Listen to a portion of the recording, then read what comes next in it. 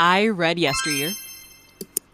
Let's talk about it. Okay, so two things before I get into the actual book. I read this in tandem with the audiobook. I highly recommend reading this with the audiobook. I think the narrator perfectly encapsulates the voice and air of a privileged, evil Christian white woman. And two, I highly recommend reading this as a buddy read. I don't think I would have finished the book without it. Shout out to Mrs. Yang, because I would not have gotten through this without you. So the book itself follows Natalie Heather Mills, who is a trad wife influencer a la Ballerina Farms. She and her husband have built this ranch called Yesteryear, where they basically live out their 1850s dreams until one day she wakes up and it's actually the 1850s and she's forced to live the life she's been pretending to lead online. And spoiler alert, it is not as great as it seems.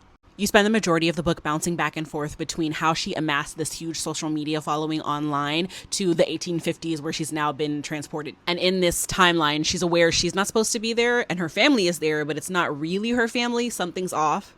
And it's shown to you pretty early on in the book how much Natalie Heather Mills sucks. And I know a lot of the criticism for the book has been about how much she sucks. That didn't bother me.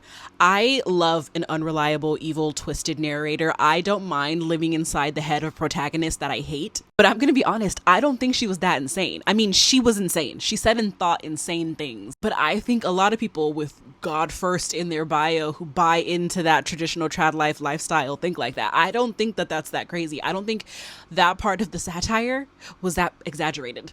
As far as how I felt about the book, maybe as a Black woman, as a millennial who grew up aware, fully immersed in the performance that is social media, I didn't find anything about this book to be eye-opening. I didn't feel like it added anything to the conversation. I feel like the trad wife conversation is such a prevalent topic right now that if you're going to do this satirical literary book about it, it would say something. This didn't say anything. This was just kind of like a crazy story about a trad wife, which, I mean, is it that crazy?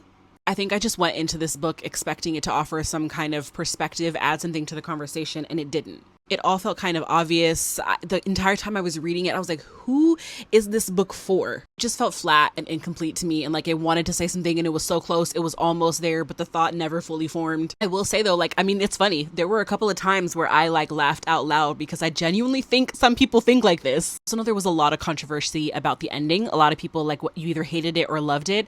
I kind of saw it coming. I remember in my buddy read, we were talking about it and there was I want to say the halfway mark. We said something where I was like, is this it? And I was like, that's not gonna be it. That can't be it because I would hate it. And then it was it. The ending for me again just felt like a rushed, incomplete thought. I don't know. This wasn't what I thought it was gonna be.